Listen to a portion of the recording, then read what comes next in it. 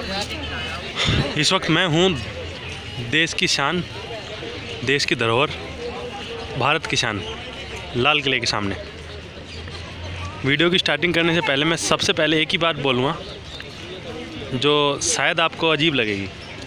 मेरे पास इस वक्त 2 बैग हैं और मैं लाल किले के ठीक पास में हूँ, शायद 50 मीटर, या मैं कहूँ मैं लाल किले के अंदर ही हूँ।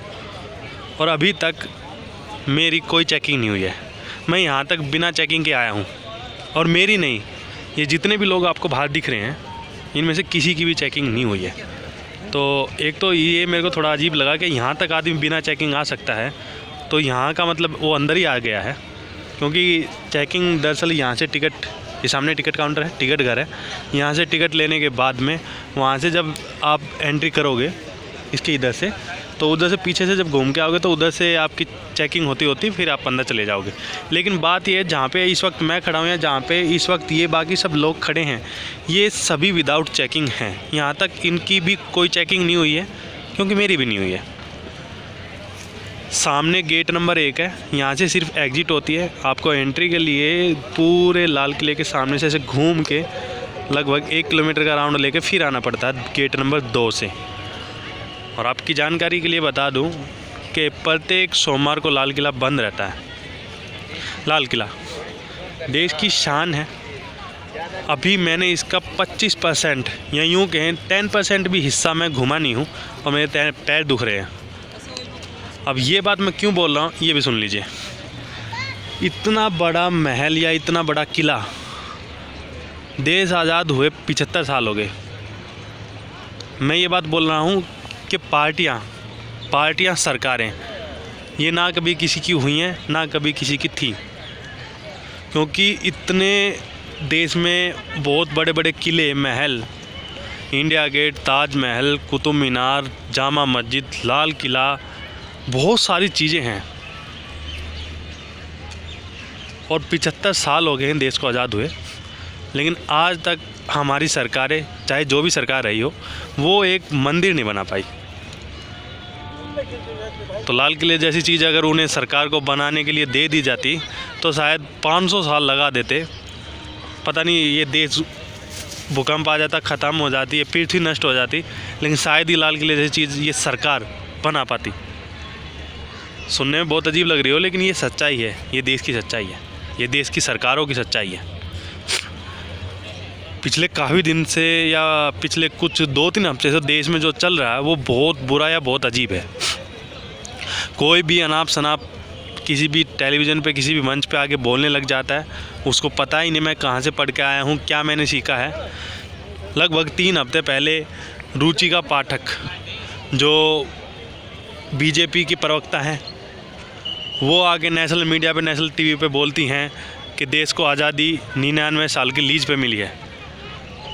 तो जितने हज़ारों लाखों लोग ये जो देश की आज़ादी में शहीद हुए, क्योंकि हमें सिर्फ चंद लोगों के नाम याद हैं, शायद उनका ओहदा बहुत बड़ा था या उनकी कुर्बानी बहुत बड़ी थी, लेकिन बहुत सारे लोग ऐसे हैं जिनके नाम, जिनके अता पता, जिनका हम कुछ भी नहीं जानते,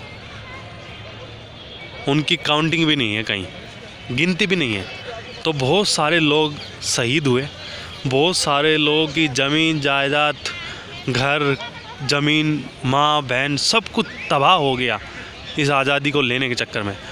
और नेशनल मीडिया में ठीक कोई 15 साल 20 साल पहले पैदा हुआ बच्चा आके टीवी पे अगर आके इस तरह से बयानबाजी करे कि देश को इतने साल की आज़ादी लीज पे मिली है या ऐसे मिली है, तो कितनी शर्मनाक या कितनी भद्दी ये बात है।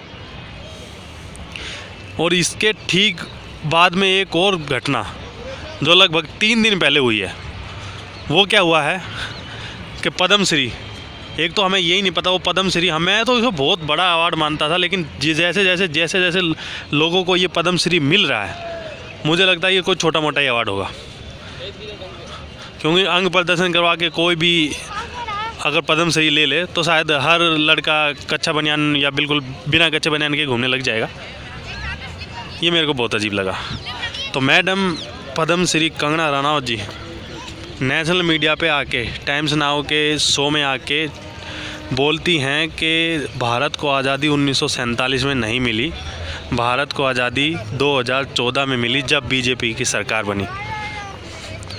तो अगर ये लाल किला बोलता हो, अगर इसकी आत्मा से आवाज़ निकलती हो, तो शायद ये बहुत सादा एक तरह से ज्वालामुखी अपने अंदर से उगले या जाने क्या कर दे। देश आज़ाद हुआ था जब, तो ये जो सामने आपको एक वाइट कलर का स्टेज दिख रहा है, ये फ्लैग लगाने का चिन्ह है। यहाँ पे झंडा फहराया था देश के पहले प्रधानमंत्री जवाहरलाल नेहरू जी ने। ठीक है, बहुत सारे लोग उन्हें कुछ कहते हैं, अच्छा बोलते हैं, कोई बुरा बोलते हैं। मैं बोलता हूँ कि यार अच्छा बुरा हमसे जो 50 साल पहले आदमी जो कर गया, अब उसको हम अच्छा बुरा बोल के क्या कर लेंगे? करना तो हमें ना। अगर हम ही अपने बच्चों को गलत पढ़ाते रहेंगे, गलत सिखाते रहेंगे, कुछ अच्छा बताएंगे नहीं, कल को मैं बोल दूं कि देश आज़ाद हुआ था 2002 में, या देश आज़ाद हुआ था मैं जब जन्म हुआ था 1990 में, तो क्या ये ठीक रहेगा? या मैं बोल दूं कि मेरे पापा जिनका जन्म ही 1964 में हुआ था, और मैं बोल दूं मेरे पापा, भाई मैं अपने बच्चों को ये बोलने लग जाऊँ कि तुम्हारे दादा ने शहादत दी थी आज़ादी की लड़ाई में। इन बातों से कुछ नहीं होता। झूठ झूठ होता है, सच सच होता है। देश के हर कोने से, हर राज्य से, हर जगह से इस लाल किले को देखने आए हुए हैं लोग। हर जगह का लोग आपको, हर जगह की जनता, हर जगह के वासी आपको इस लाल किले के सामने देखने को मिल जाएंगे। तो ये सभी लोग इस लाल किले को अपना मानकर, देश की शान मान के देखने आते हैं। और इतना टाइम हो गया, अभी तक अगर ये सरकारें अगर कुछ करने पे आती तो ना जाने क्या क्या कर देती। पर सामने जो ये लाल किले के ठीक सामने जो ये दीवार है, इसकी जो कंडीशन दिख रही है, तो देख कर लग रहा है कि काफ़ी चीज़ें गड़बड़ हैं।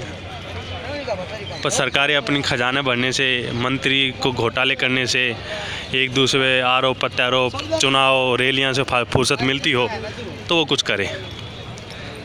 हाँ, ये ज़रूर अच्छा हुआ केजरीवाल सरकार ने जो ये किया है। ठीक सामने चांदनी चौक है, वो ये रास्ता बहुत सुंदर बना दिया गया है। किसी